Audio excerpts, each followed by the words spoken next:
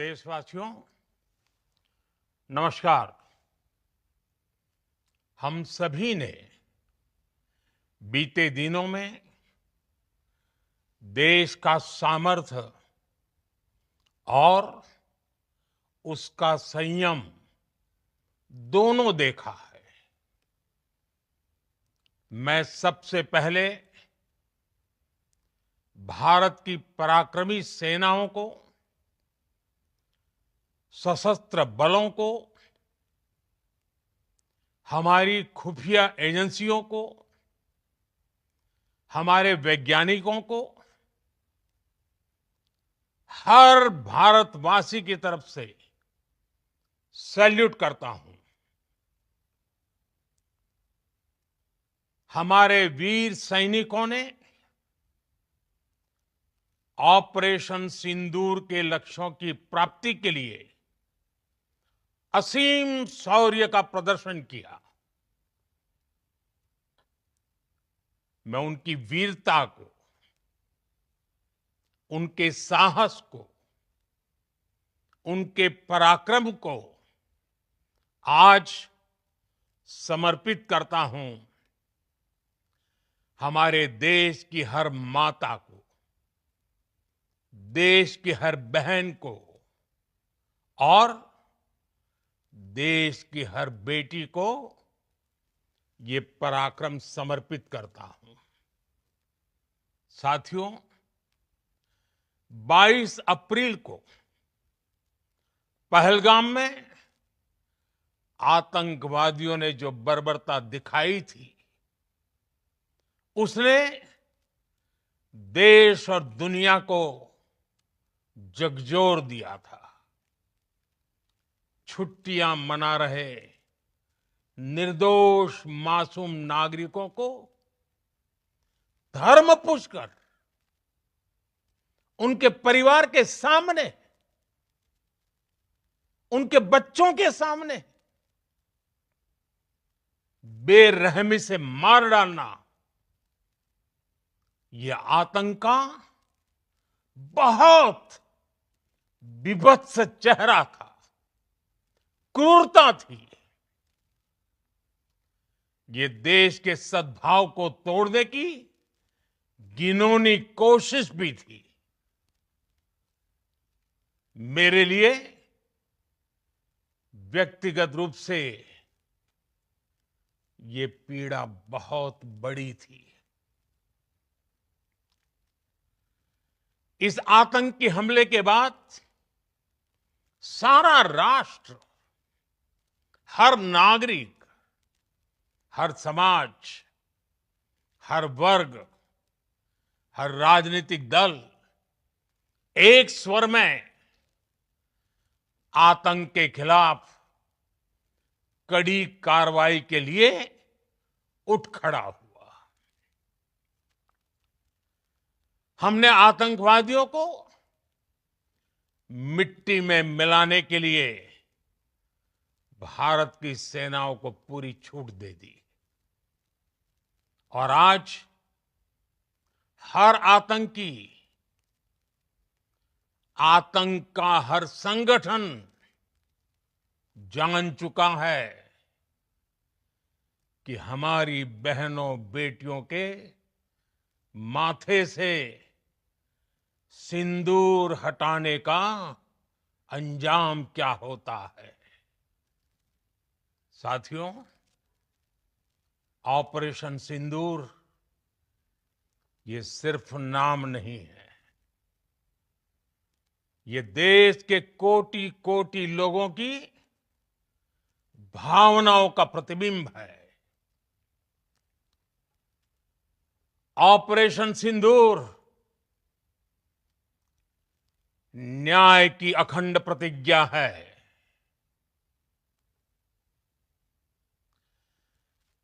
6 मई की देर रात, 7 मई की सुबह पूरी दुनिया ने इस प्रतिज्ञा को परिणाम में बदलते देखा है। भारत की सेनाओं ने पाकिस्तान में आतंक के ठिकानों पर, उनके ट्रेनिंग सेंटर्स पर सटीक प्रहार किया। आतंकियों ने सपने में भी नहीं सोचा था कि भारत इतना बड़ा फैसला ले सकता है। लेकिन जब देश एकजुट होता है, नेशन फर्स्ट की भावना से भरा होता है, राष्ट्र सर्वोपरि होता है, तो फौलादी फैसले लिए जाते हैं, परिणाम लाकर दिखाए जाते हैं। जब पाकिस्तान में आतंक के अड्डों पर भारत की मिसाइलों ने हमला बोला, भारत के ड्रोन्स ने हमला बोला, तो आतंकी संगठनों की इमारतें नहीं, बल्कि उनका हौसला भी थर्रा गया। बहावलपुर और मुरिद के जैसे आतंकी ठिकाने एक प्रकार से ग्लोबल टेररिज्म की यूनिवर्सिटीज रही है। दुनिया में कहीं पर भी जो बड़े आतंकी हमले हुए हैं, चाहे 9/11 हो, चाहे लंदन ट्यूब बॉम्बिंग हो, या भारत में दशकों से जो बड़े बड़े आतंकी हमले हुए हैं, उन सब के तार कहीं ना कहीं आतंक के इन्हीं ठिकानों से जुड़ते रहे हैं। आतंकियों ने हमारी बहनों का सिंदूर उजाड़ा था, इसलिए भारत ने आतंक के ये हेडक्वार्टर्स उजाड़ दिए। भारत के इन हमलों में 100 से अधिक खूंखार आतंकवादियों को मौत के घाट उतारा गया है। आतंक के बहुत सारे आका बीते 2.5-3 दशकों से खुलेआम पाकिस्तान में घूम रहे थे, जो भारत के खिलाफ साजिशें करते थे। उन्हें भारत ने एक झटके में खत्म कर दिया। साथियों, भारत की इस कार्रवाई से पाकिस्तान घोर निराशा में गिर गया था, हताशा में गिर गया था, बौखला गया था। और इसी बौखलाहट में उसने एक और दुस्साहस किया। आतंक पर भारत की कार्रवाई का साथ देने के बजाय पाकिस्तान ने भारत पर ही हमला करना शुरू कर दिया। पाकिस्तान ने हमारे स्कूलों, कॉलेजों को, गुरुद्वारों को, मंदिरों को, सामान्य नागरिकों के घरों को निशाना बनाया। पाकिस्तान ने हमारे सैन्य ठिकानों को निशाना बनाया। लेकिन इसमें भी पाकिस्तान खुद बेनकाब हो गया। दुनिया ने देखा कि कैसे पाकिस्तान के ड्रोन्स, पाकिस्तान की मिसाइलें भारत के सामने तिनके की तरह बिखर गई। भारत के सशक्त एयर डिफेंस सिस्टम ने उन्हें आसमान में ही नष्ट कर दिया। पाकिस्तान की तैयारी सीमा पर वार की थी, लेकिन भारत ने पाकिस्तान के सीने पर वार कर दिया। भारत के ड्रोन्स, भारत की मिसाइलों ने सटीकता के साथ हमला किया। पाकिस्तानी वायुसेना के उन एयरबेस को नुकसान पहुंचाया, जिस पर पाकिस्तान को बहुत घमंड था। भारत ने पहले 3 दिनों में ही पाकिस्तान को इतना तबाह कर दिया जिसका उसे अंदाजा भी नहीं था। इसलिए भारत की आक्रामक कार्रवाई के बाद पाकिस्तान बचने के रास्ते खोजने लगा। पाकिस्तान दुनिया भर में तनाव कम करने के लिए गुहार लगा रहा था और बुरी तरह पीटने के बाद इसी मजबूरी में 10 मई की दोपहर को पाकिस्तानी सेना ने हमारे डीजीएमओ को संपर्क किया। तब तक हम आतंकवाद के इंफ्रास्ट्रक्चर को बड़े पैमाने पर तबाह कर चुके थे। आतंकियों को मौत के घाट उतार दिया गया था। पाकिस्तान के सीने में बसाए गए आतंक के अड्डों को हमने खंडहर बना दिया था। इसलिए जब पाकिस्तान की तरफ से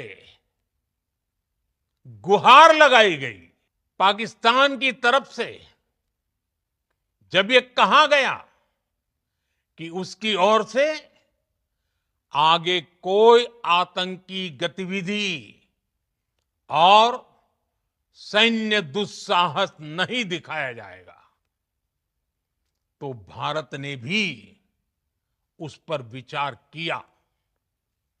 और मैं फिर दोहरा रहा हूं,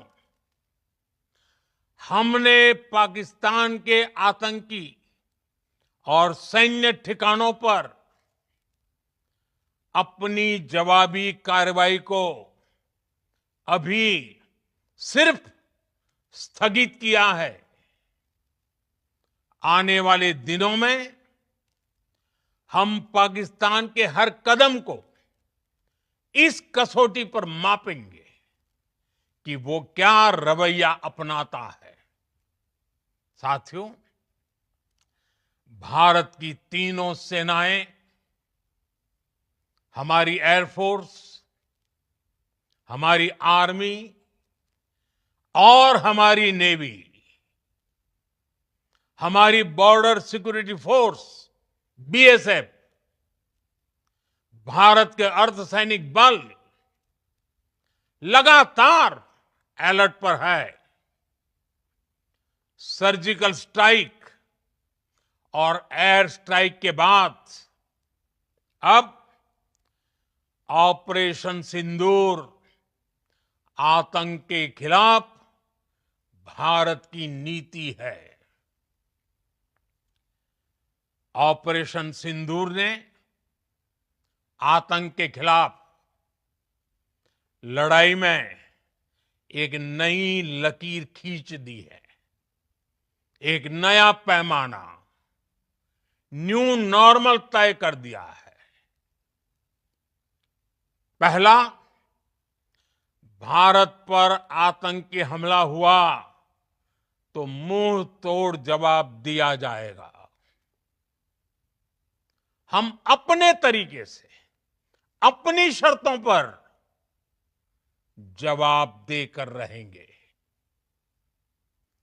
हर उस जगह जाकर कठोर कार्रवाई करेंगे जहां से आतंक की जड़ें निकलती हैं। दूसरा, कोई भी न्यूक्लियर ब्लैकमेल भारत नहीं सहेगा। न्यूक्लियर ब्लैकमेल की आड़ में पनप रहे आतंकी ठिकानों पर भारत सटीक और निर्णायक प्रहार करेगा। तीसरा, हम आतंक की सरपरस्त सरकार और आतंक के आकाओं को अलग अलग नहीं देखेंगे। ऑपरेशन सिंदूर के दौरान दुनिया ने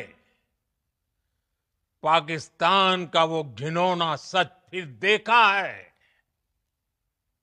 जब मारे गए आतंकियों को विदाई देने पाकिस्तानी सेना के बड़े बड़े अफसर उमड़ पड़े। स्टेट स्पॉन्सर्ड टेररिज्म का ये बहुत बड़ा सबूत है। हम भारत और अपने नागरिकों को किसी भी खतरे से बचाने के लिए लगातार निर्णायक कदम उठाते रहेंगे। साथियों, युद्ध के मैदान पर हमने हर बार पाकिस्तान को धूल चटाई है और इस बार ऑपरेशन सिंदूर ने नया आयाम जोड़ा है। हमने रेगिस्तानों और पहाड़ों में अपनी क्षमता का शानदार प्रदर्शन किया और साथ ही न्यू एज वॉरफेयर में भी अपनी श्रेष्ठता सिद्ध की। इस ऑपरेशन के दौरान हमारे मेड इन इंडिया हथियारों की प्रामाणिकता सिद्ध हुई। आज दुनिया देख रही है 21वीं सदी के वॉरफेयर में made in India defence equipments, इसका समय आ चुका है। साथियों, हर प्रकार के आतंकवाद के खिलाफ हम सभी का एकजुट रहना, हमारी एकता हमारी सबसे बड़ी शक्ति है। निश्चित तौर पर ये युग युद्ध का नहीं है, लेकिन ये युग आतंकवाद का भी नहीं है। टेररिज्म के खिलाफ जीरो टॉलरेंस, ये एक बेहतर दुनिया की गारंटी है। साथियों, पाकिस्तानी फौज,